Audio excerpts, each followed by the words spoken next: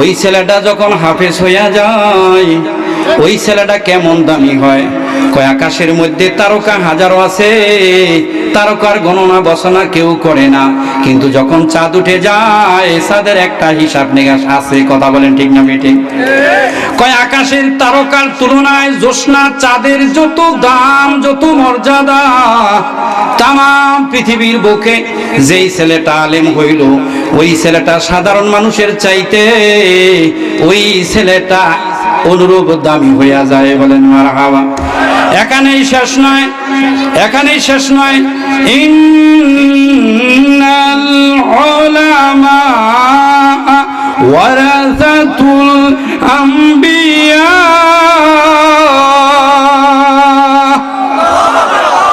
ইন্নাল আম্বিয়া লাম ইউওয়ারিসু দীনারাম ওয়া দিরহামা।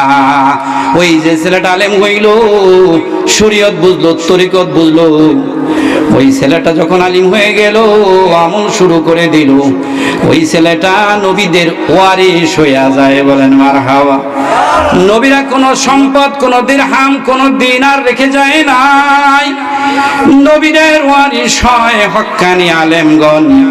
এই জন্য বন্ধুরা আমার, ভাইয়েরা আমার, যেই ছেলেটা আলেম হওয়ার জন্য মাদ্রাসায় যায়, কয়টা ফজিলত ঢুকে? কয়টা বলেন? কয়টা? এক নম্বরে কি? জান্নাতের পথেই যায়। দুই নম্বরে কি? নূরের পাখা দিয়ে হেঁটে যায়। তিন নম্বরে কি? তার জন্য সমস্ত গাছপালার পশু পাখি তাকে তার ক্ষমার জন্য আল্লাহর কাছে প্রার্থনা করে। চার নম্বরে ওই সন্তানটা, ওই ছেলেটা, ওই আলেমটা আকাশের চাঁদের মতো, চন্দ্র তারকার তুলনায় চাঁদ যেমন দামি, দুনিয়ার সাধারণ মানুষের তুলনায় ওই ছেলেটা দামি। এখানে শেষ নয়, সে নবীর ওয়ারিস হয়ে যায়। বলেন মারহাবা। আরো জোরে বলেন মারহাবা। বাবাই বলতে পারে ছেলে এত দামি হইলো, ভালো কথা, আমার কি লাভ? আমার কামলেওয়ালা মদিনাওয়ালা বলে রে, বাবা কত দামি হবে শুনে রাখো। মান কারাআল কুরআনা, মান কারাআল কুরআনা ওয়া মিলা ফীমা উলবিসুহু তাজু ইয়াউমাল কিয়ামাহ। জোরে চিৎকার দিবেন আল্লাহু আকবার। কিয়ামতের ময়দানে মা বাবা কেমন দামি হবে। পুকুরের মধ্যে আপনার সিঁড়ি দেখবেন, দোতলায় ওঠার জন্য সিঁড়ি আছে। কিয়ামতের ময়দানে চতুর্দিক থেকে এরকম সিঁড়ি থাকবে, চতুর্দিক থেকে একাধিক সিঁড়ি থাকবে। সর্বশেষ সিঁড়িতে কিছু মানুষগুলো দেখা যাবে। ওই মানুষগুলোর গা থেকে, শরীর থেকে সূর্যের আলোর মতো আলো আসা শুরু করবে। বলেন মারহাবা। আর জোরে মারহাবা। ফেরেশতা বলবে, মাবুদ, ও আমার প্রভু গো, জানতে ইচ্ছা হয় এই যে সবার উপরে যেই মানুষগুলো বসে আছে, এই মানুষের গায়ে থেকে আলো আসে, এই মানুষগুলো কারা, একটু জানতে চাই। আমার আল্লাহ বলবে, তোমরা জানো না, যেই ছেলে আলেম হয়েছিল, হাফেজ হয়েছিল, মাওলানা হয়েছিল, এই হাফেজ, এই আলেমের বাবা মা হইল ওরা। বলেন মারহাবা। আরো জোরে বলেন মারহাবা। বন্ধুরা আমার, ভাইয়েরা আমার, যারা কমিটিতে আছে, এলাকায় যে সমস্ত বন্ধুরা মাদ্রাসা কায়েম করছে, তারা বলতে পারে, হুজুর, ছেলে লাভবান হয়েছে, মা বাবা লাভবান হয়েছে, আমাদের কি লাভ? আমার তো ছেলেও নাই, মেয়েও নাই, আমি তো মাদ্রাসার সাথে জড়িয়ে আছে, আমার লাভ কি? আমার কামলেওয়ালা বলে, মান কারাআল কুরআনা ফাস্তাজহারাহু ফাহাল্লা হালালাহু ওয়া হাররামা হারামাহু ফাদখালাহুল জান্নাহ। আর জোরে বলেন আল্লাহু আকবার। ওয়াশাফাহু মিন ফি আশারাতি মিন বাইতিহি কাদ ওয়াজাবাত লাহুমুন নার। বলেন মারহাবা। যারা হাফেজ হয়েছে, যারা আলেম হয়েছে, যারা মাওলানা হয়েছে, এরা যখন জান্নাতের অধিকারী হয়ে যাবে, এরা কোরআনুল কারীম পড়ছে, তদমে আমল করছে, হালালকে হালাম জানছে, হারামকে হারাম জানছে, ওরে জান্নাতি করবে। জান্নাতি করেই আমার আল্লাহ শেষ করবে না। আমার নবী বলেন, ওই হাফেজ, ওই আলেম, ওই মাওলানারে বলবি, মাওলানা রে, হাফেজ রে, তুই তো আজকে জান্নাতে যাবি, তোরে এমন একটা পাওয়ার দিলাম রে, এমন একটা ক্ষমতা দিলাম, 10 জন মানুষ তোর আপনজন থেকে, তোর পরিচিত থেকে 10 জন মানুষ জাহান্নামী হয়ে গেছে। ওই 10 জন জাহান্নামী থেকে হাজারো মানুষ জাহান্নামী হয়ে গেছে। জাহান্নামী থেকে 10 জন মানুষ বাইশা বাইশা জান্নাতে নিয়ে যা। সেই সময় হাফেজ ওই আলেম বলবে, আরে মা বাবা তো জান্নাতে আসছেই, আমার একজন ভাই আসে নাই, আমার একজন বোন আসে নাই। আরে মাদ্রাসার যিনি সভাপতি আছেন তিনি আসে নাই, যিনি সেক্রেটারি আছেন তিনি আসে নাই। আরে যার বাড়িতে আমি লজিনা ছিলাম সে আসে নাই। বলো আল্লাহু আকবার, আরেকজন আল্লাহু আকবার। ওই হাফেজ আলেম বলবে, মাবুদ তোমার দরবারে ফরিয়াদ, তোমার দরবারে প্রার্থনা, তুমি তো আমাকে সুযোগ দিয়েছো, আমি 10 জনের তালিকা তোমার কাছে দিয়ে দিলাম, এই 10 জন নিয়ে আমি জান্নাতে যেতে চাই। আল্লাহ পাক সেই দিন, আল্লাহ পাকের সেদিন মঞ্জুর করবে। বলেন মারহাবা। বন্ধুরা আমার, ভাইয়েরা আমার, কোরআনুল কারীম এমন এক কিতাব, এটার সাথে যে লাগবে সেই দামি হবে। বলেন মারহাবা। সবচেয়ে কম দামি কাঠ কোনটা বলেন তো? শিমুল কাঠ। কি কাঠ? আর সবচাইতে দামি কাঠ কোনটা? সেগুন কাঠ দিয়া খাট বানাইছেন, 1 লাখ টাকা দিয়ে খাট বানাইছেন। দিনে যদি 70 বার করে ওঠেন, কোনোদিন সালাম করেন? কোনোদিন চুমা খান? সবচাইতে কম দামি একটা কাঠ দিয়া রেহাল বানাইছেন। ওই রেহালটা আপনার হাত থেকে পড়ে গেছে, মুসলমানের বাচ্চা হইলে ওর কলিজার মধ্যে ধাক্কা লাগবে। কথা বলা ঠিক না বেটি? ওই রেহালটা পা দা তুলবে না, হাত দা উঠাবে, চুমু খাবে, তওবা করবে, মাফ চাবে। কথা বলা ঠিক না বেটি? কারণ কি? কোরআনুল কারীম স্পর্শ করেছে। বলেন মারহাবা। কম দামি একটা কাপড় দিয়া কোরআনের গিলাফ বানাইছেন, কত দামি কাপড় দিয়া চাদর বানাইছেন, 1000 বার চাদর মধ্যে পারান। কোনদিন সেলাম করেন নাকি? কোনদিন চুমা খান নাকি? কম দামি একটা কাপড় দিয়া, মৌতের কাপড় বেশি হয়েছে, ওইটুক দা কোরআনের গিলাফ বানাইছে। ওই গিলাফটা হঠাৎ করে যদি কোনো মুসলমানের হাত থেকে পড়ে যায়, কোনোদিন পা দিয়া তোলে না, হাত দিয়া উঠায়, চুমা খায় আর মাপ চায়। কথা বলেন ঠিক না বেঠি? কারণ কোরআনুল কারীমের সাথে স্পর্শ করেছে, দামি করেছে, এই জন্য কাপড়টা, ওই কম দামি কাপড়টাও দামি হয়ে গেছে। বলেন মারহাবা। এই জন্য বন্ধুরা আমার, ভাইয়েরা আমার, আপনারা জানেন ওমর রাদিয়াল্লাহু আনহুর কথা জানেন না? জানেন কি না? হযরত ওমর রাদিয়াল্লাহু তাআলা তিনি 4টা-5টা দোয়ার কাজ হয়েছিল। একটা আমার প্রিয় নবী দোয়া করেছিলেন, আর সবচেয়ে বড় যে কারণটা ছিলেন, তিনি আল্লাহ পাকের কোরআন শুনেছিলেন। বলেন মারহাবা। আরো জোরে বলেন মারহাবা। আল্লাহ পাকের কোরআন শুনছিলেন, তিনি জানতে পারলেন যে তার বোন ইসলাম গ্রহণ করেছে। দৌড়ে গেলেন বোনের কাছে, গিয়ে দেখেন আল্লাহর কিতাব পড়ে। বলেন মারহাবা।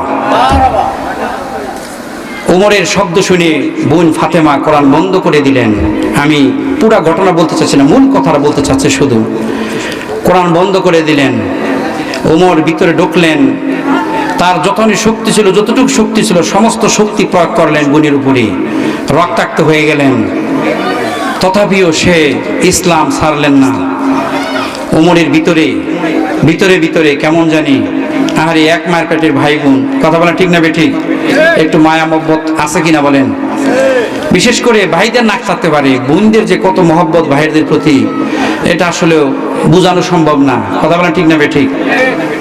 বোন ভাইয়ের দিকে তাকায় আর প্রভুর কাছে বলে, প্রভু গো, আমার এই ভাইটাকে তুমি ইসলামের জন্য কবুল করো। বলেন সুবহানাল্লাহ। ওমর হুট করে বললেন, বোন ফাতেমা, তুমি যেই কিতাব পড়তেছিলাম, সে কি পড়তেছিলাম একটু শোনাও। ফাতেমা বললেন, তুমি নাপাক, তুমি মুশরিক, মুশরিকের সামনে আল্লাহর কিতাব পড়ানো যাবে না, শোনা যাবে না। বলেন আল্লাহু আকবার। কয় তাহলে কি করতে হবে? তুমি গোসল করো, ওযু করো, এরপরে কি করো? আমার সামনে বসো, আমি তোমাকে সেই কিতাব শোনাবো। বলেন মারহাবা। ফাতেমা পড়তে রইলেন, আউযু বিল্লাহি মিনাশ শাইতানির রাজীম, বিসমিল্লাহির রাহমানির রাহিম। তাহা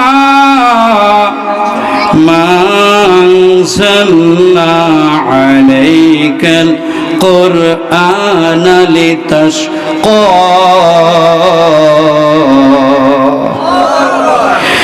إلا تذكرة لمن يخشى تنزيلا ممن خلق الأرض والسماوات العلى الرحمن على العرش استوى له ما في السماوات وما في الأرض وما بينهما وما تحت الثرى وإن تجهر بالقول فإنه يعلم السر وأخفى الله لا إله إلا هو له الأسماء الحسنى বলেন মারহাবা। ফাতেমা বোন কোরআন পড়ে আর উমরের ভিতরে প্রত্যেকটা আয়াত প্রত্যেকটা অক্ষর নূর হইয়া ভিতরে শেল হিসাবে ঢুকতে থাকে, বলেন মারহাবা। তিনি সব অর্থ বোঝেন, এমনকি ব্যাখ্যা সহ বোঝেন, বলেন মারহাবা। তিনি অন্তঃস্থল থেকে হৃদয় থেকে পড়তেছিলেন, শুনতেছিলেন কি বলতেছে।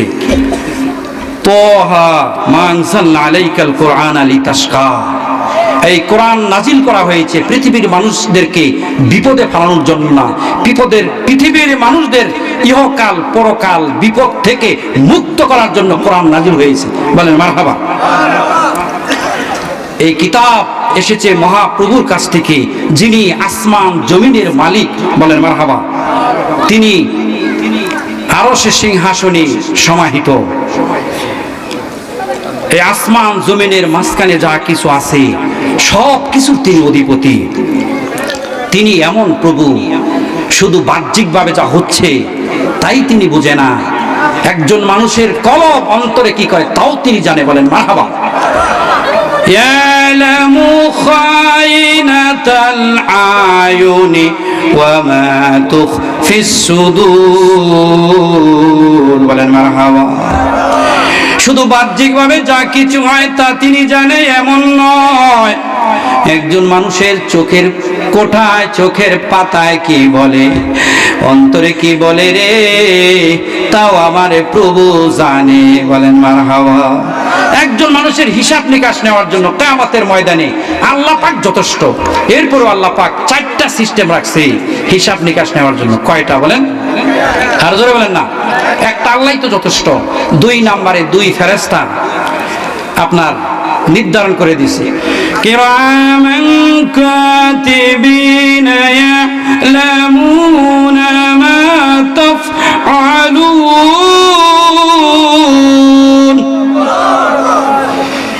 2 কাদের 2 ফেরেশতা, একটা মানুষ অপরাধ করার সাথে সাথে অপরাধ লেখা হয়ে যাচ্ছে, নেকি করার সাথে সাথে নেকি লেখা হয়ে যাচ্ছে। বন্ধুরে, বিরোধী মন্ত্রী, দেশি মন্ত্রী, বিদেশি মন্ত্রী, যেই যা বক্তব্য দেয়, একজন সাংবাদিক 2টা কথা লেখে, কথা বলেন ঠিক না ঠিক, তার পক্ষে বিপক্ষের কথা একাই যথেষ্ট। কিন্তু মহান রাব্বুল আলামিন 1 ফেরেশতা দিলেও পারতেন, দেয় নাই, পেঁচ লাগবে, 2 ফেরেশতা নিয়োগ করলেন, বলেন মারহাবা। 2 জন ফেরেশতা দিয়ে শেষ করে নাই আমার আল্লাহ, তামাম দুনিয়া সিসি ক্যামেরা বানাইয়া দিয়েছে, বলেন মারহাবা। কি বানাই দিয়েছে বলেন? CC camera. সিসি ক্যামেরা বুঝলেন? 20 টাকার সদাই নিয়ে 10 টাকা দিবেন, ধরা খাবেন, সিসি ক্যামেরা উঠতেছে, কথা বলেন ঠিক না বেঠিক? ইয়াউমাইদিন তুহাদ্দিসু আখবারাহা, তামাম জমিনটাকে মহান রব্বুল আলামিন সিসি ক্যামেরা বানিয়ে দিয়েছে। সিসি ক্যামেরা, কেরামান কাতেবিন, আল্লাহ যথেষ্ট। এরপরেও মহান রব্বুল আলামিন কিয়ামতের ময়দানে যখন বিচারের কার্য শুরু করবেন, কিছু মানুষ আছে তারা বলবে সিসি ক্যামেরা নষ্ট ছিল। কি ছিল বলেন? সিসি ক্যামেরা ভুল করছে, নষ্ট ছিল। কেরামান কাতেবিন আত্মীয়করণ দলীয়করণ করছে। দুনিয়ার ভিতরেও আত্মীয়করণ দলীয়করণ স্বজনপ্রীতিকরণ ছিল। কিয়ামতের ময়দানে যায়ও তার সন্দেহ লাগবে, কেরামান কাতিবান আমার পক্ষে বলে নাই, বিপক্ষে লেখছে। বলেন নাউজুবিল্লাহ। মহান রব্বুল আলামিন ওর মুখটারে বন্ধ করবে। কি করবে বলেন? ওর চাপাটারে বন্ধ করবে। সূরা ইয়াসিন তার দলিল।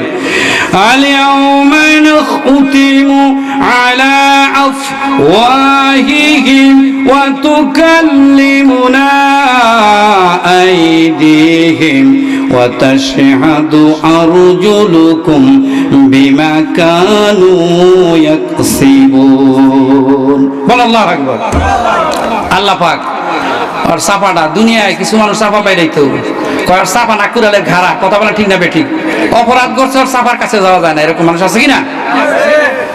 ওর সাফাটা বন্ধ করে দিবে, হাত পা সেদিন ছেড়ে দিবে, হাত পা সেদিন তার পক্ষে বিপক্ষে সাক্ষী দিবে। তুমি এই হাত দিয়া বারবার কোরআন পড়ছো, হাত বাস এই নবীর গড়ে এই মাদ্রাসায় সহযোগিতা করছো, সেই দিন তোমার পক্ষেও সাক্ষী দিবে। আর এই হাত পা দিয়া যদি তুমি অন্যায় অপরাধ করে থাকো, সেই দিন তোমার বিপক্ষে সাক্ষী দিবে। কথা বলেন ঠিক না বেঠিক? কোরআনুল কারীম যখন পড়তে রইলেন, ওমর বুঝলেন।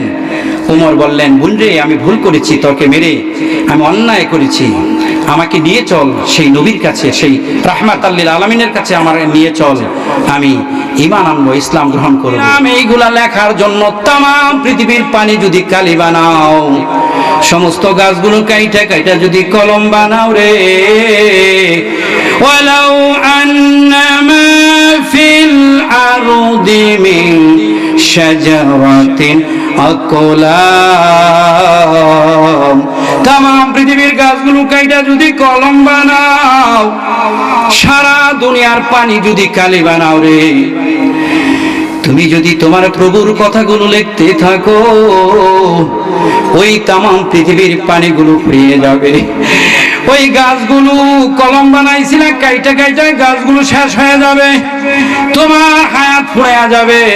তোমার প্রভু তোমাকে যা কিছু দিয়েছে এইগুলো কোনোদিন তুমি লিখে শেষ করতে পারবে না। ওয়াইন তাউদ্দু নি'মাতাল্লাহ লা তাহসুহা। আমার আল্লাহ বলেন, কশিন কালেও তুমি তোমার প্রভুর দেওয়া জিনিস বর্ণনা লিখে শুকর আদায় করে শেষ করতে পারবা না।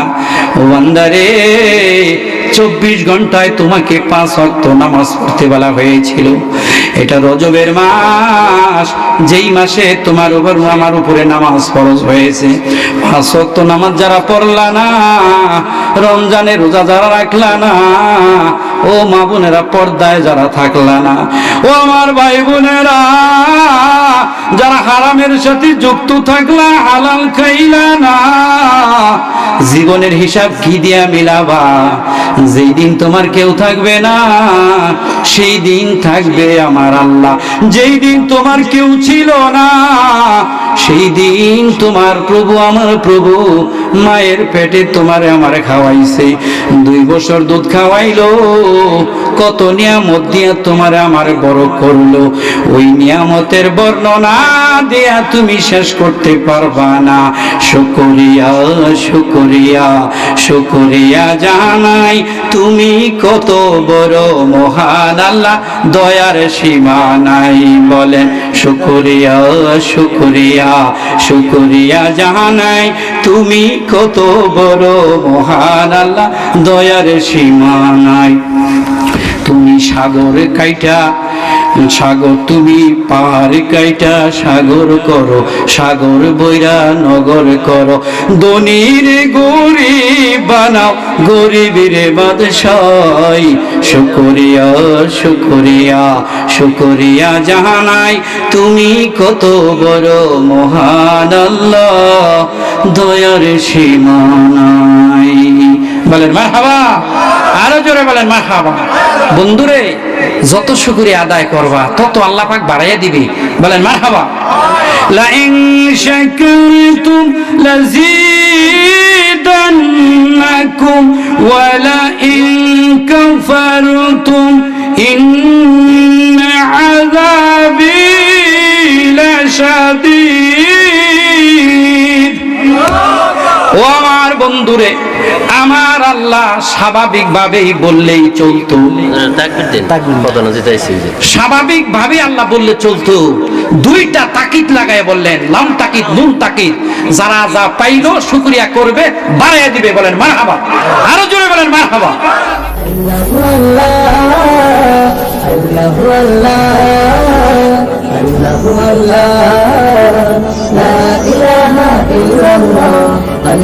আল্লাহ